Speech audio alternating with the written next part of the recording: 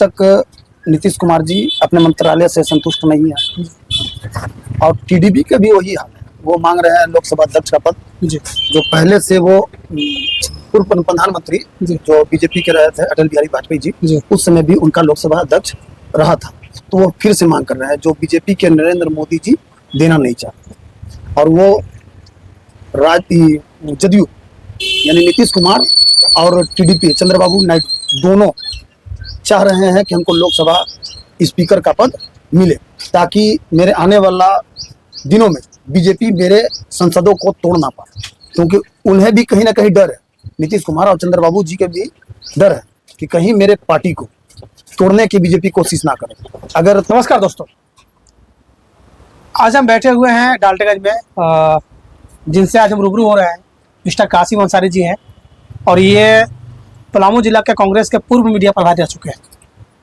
Sir, जो देश का ही माहौल चल रहा है, क्या एनडीए जो सरकार बनाई है, क्या सफलतापूर्वक उसका 5 साल बीत जाएगा? हमें तो नहीं लगता, क्योंकि जो नीतीश कुमार का जी इतिहास रहा है जी और टीडीपी के अध्यक्ष चंद्रबाबू नायडू का इतिहास रहा है जी, हमको नहीं लगता है कि ये एनडीए सक्सेस रहे। अच्छा, सक्सेस नहीं रहेगा तो क्या इसके पीछे क्या कारण हो सकता है? इसका पीछे कारण यही है कि जिस तरह नीतीश कुमार जो चीज मांगा जा रहा है मंत्रालय, जी, अभी तक नीतीश कुमार जी अपने मंत्रालय से संतुष्ट नहीं है और टीडीपी का भी वही हाल है। वो मांग रहे हैं लोकसभा अध्यक्ष का पद, जी, जो पहले से वो पूर्व प्रधानमंत्री जी, जो बीजेपी के रहे थे अटल बिहारी वाजपेयी जी, उस समय भी उनका लोकसभा अध्यक्ष रहा था। तो वो फिर से मांग कर रहे हैं जो बीजेपी के नरेंद्र मोदी जी देना नहीं चाहते। और वो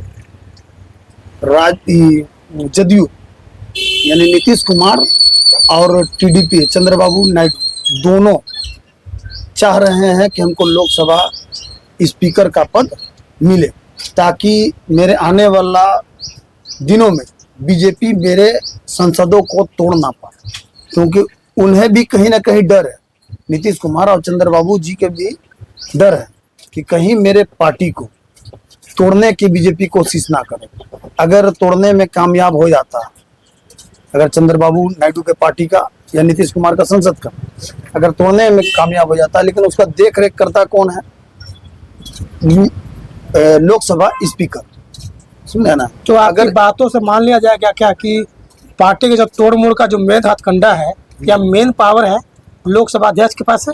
जी हाँ, अगर वो चाहेगा, आप महाराष्ट्र से उठा लीजिए जी, महाराष्ट्र का इतिहास आप देख लीजिए, ऐसा वहाँ पे लोकसभा स्पीकर के द्वारा खेल खेला गया जो पार्टी ही दूसरे को दे दिया गया। जैसे शिवसेना आज शिंदे के पास है, शिवसेना का कॉपीराइट यानी पार्टी का सिंबल वगैरह टोटल चीज यानी शिंदे के पास है, यानी उद्धव के पास नहीं है, उद्धव ठाकरे के पास नहीं है।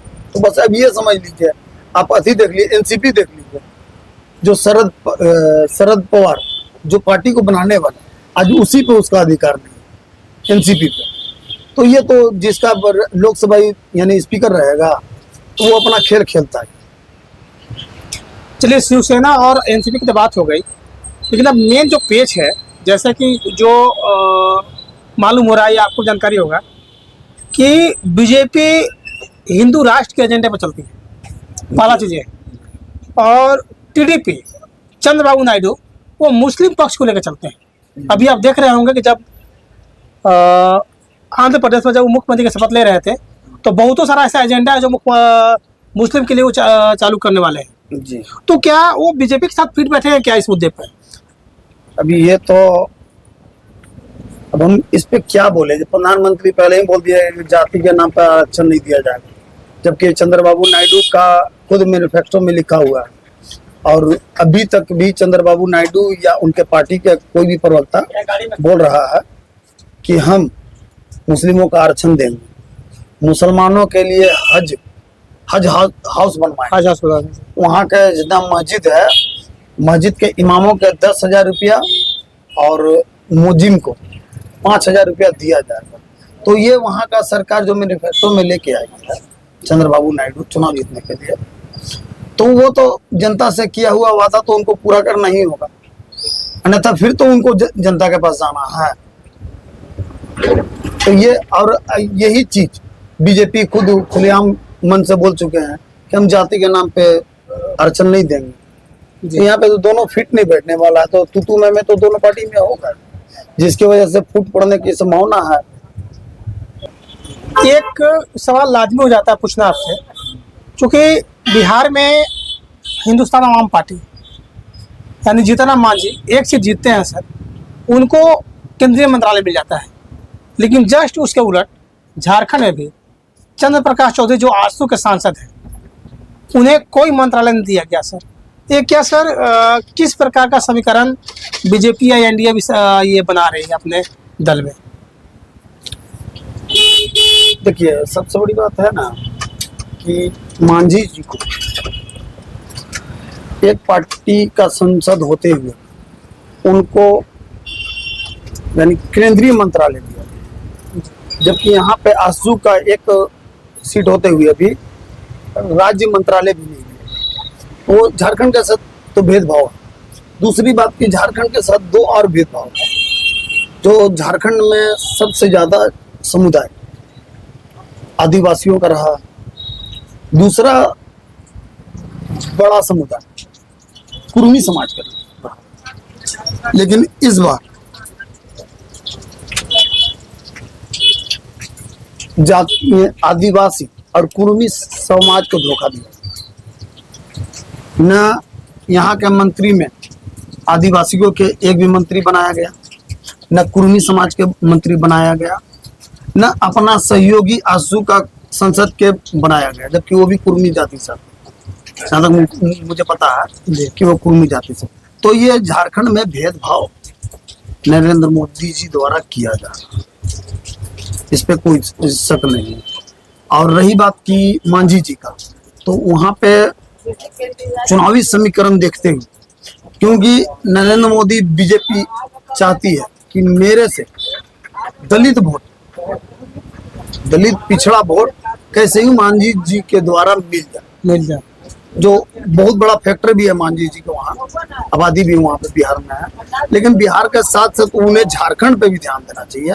अभी इसी साल के लास्ट महीना में सुने ना 2024 में ही विधानसभा चुनाव, अभी इनको विधानसभा चुनाव में जाना है, तो कम से कम जातीय समीकरण ढंग से बना रहे हैं, तो कम से कम आदिवासी और कुर्मी समाज पे तो ध्यान देना चाहिए। हमको तो लगता है कि जैसे अगर बीजेपी झारखंड में 5 सीट चुनाव हारी है और 5 सीट वहां से हारी है जहां पे आदिवासी समाज का गढ़ हुआ समझे ना, गढ़ है, वहां से लोग बीजेपी को हराया है। हमें तो लगता है कि वही खींच, वही गुस्सा नरेंद्र मोदी जी झारखंड वासियों के साथ निकाल रहे हैं, झारखंड वासी यानी झारखंड के आदिवासियों के साथ निकाल रहे हैं। एक झारखंड का बहुत कदावर नेता हुआ करते थे, नाम था अर्जुन मुंडा जी। आप देखे होंगे कि जब वो झारखंड में मुख्यमंत्री हुआ करते थे तो बहुत सारा ऐसा वैकेंसी था, मतलब उस समय वैकेंसी का गढ़ हुआ करता था झारखंड। उनको हारना एक क्या संदेश जाता है? ये उनको हारना, हम तो वो जबकि बीजेपी पार्टी का है, बीजेपी पार्टी का, जी मेरे नजर में वो अच्छा आदमी है जी, समझे ना, अच्छा संसद भी है। लेकिन 2019 और 2024 दोनों में उन्हें चुनाव हरवाने के पुरकोर कोशिश किया गया है खुद पार्टी की तरफ से जी, समझे ना। लेकिन 2019 में वो चुनाव हारते हारते जी, मात्र 1400 या 1500 के आसपास से वो वोट निकाल पाए थे। लेकिन इस बार वो काफी अंतर से वोट यानी चुनाव हारे, तो वो हारे नहीं, उन्हें हरवाया गया, क्योंकि उन्हें झारखंड के लोकल नेताओं को डर था कि कहीं आने वाला समय में हमको निकाल के बाहर कर दिया जाएगा और अर्जुन मुंडा को फिर से मुख्यमंत्री के लिए घोषित किया जा सकता है। ठीक है, बहुत बहुत धन्यवाद सर आपको जानकारी देने के लिए सर।